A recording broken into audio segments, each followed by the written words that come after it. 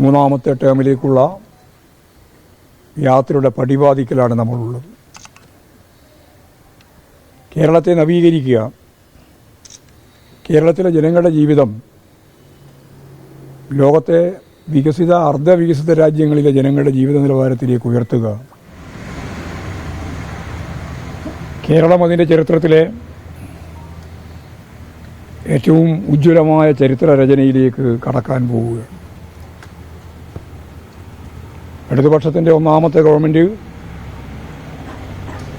രണ്ടാം ഘട്ടത്തിലേക്ക് കടന്നപ്പോഴാണ് ഒരു ചരിത്ര മുന്നേറ്റമായിട്ട് നമ്മളതിനെ കണ്ടത്. സർവതല സ്പർശിയായ മേഖലയിലാകെ ഇടതുപക്ഷ ജനാധിപത്യ മുന്നണി അതിൻ്റെ ഗവൺമെൻറ് സഖാവ് പിണറായിയുടെ നേതൃത്വത്തിൽ പുതിയ ചരിത്രം രചിച്ചുകൊണ്ടിരിക്കുകയാണ്. വികസനത്തിൻ്റെ ഒരു പുതിയ പാത വെട്ടി തുറന്നിരിക്കുകയാണ്. മൂന്നാമത്തെ ടേമിലേക്കുള്ള യാത്രയുടെ പടിവാതിക്കലാണ് നമ്മളുള്ളത്.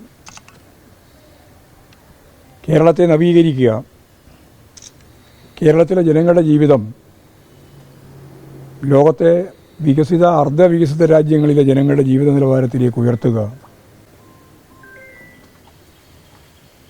അതിദാരിദ്ര്യം അവസാനിപ്പിക്കുക, തൊഴിലില്ലായ്മ പരിഹരിക്കുന്നതിനു വേണ്ടിയുള്ള സമഗ്രമായ പദ്ധതികൾ ആസൂത്രണം ചെയ്യുക, കേരളം ലോകത്തിൻ്റെ മുമ്പിൽ ഒരു പുതിയ മാതൃകയാവാൻ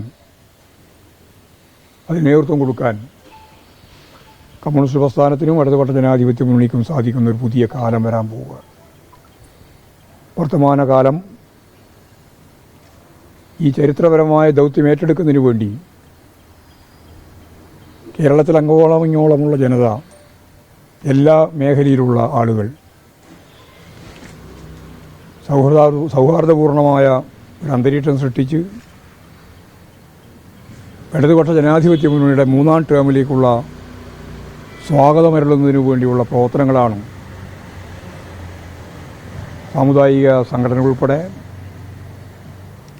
രാഷ്ട്രീയ പ്രസ്ഥാനത്തിൻ്റെ ഭാഗമായിട്ട് CPM-നെയും ഇടതുപക്ഷ ജനാധിപത്യ മുന്നണിയെയും എതിർക്കുന്ന രാഷ്ട്രീയ ചേരിയിലുള്ള ആയിരക്കണക്കിന് ആളുകളും ഈ പുതിയ ദൗത്യത്തിന് അണിചേരാൻ പോകുന്ന ആവേശോജ്വലമായ ഒരു രാഷ്ട്രീയ ഘട്ടത്തിലാണ് സഖാവ് കോടിയേരിയെ നാം സ്മരിക്കുന്നത്.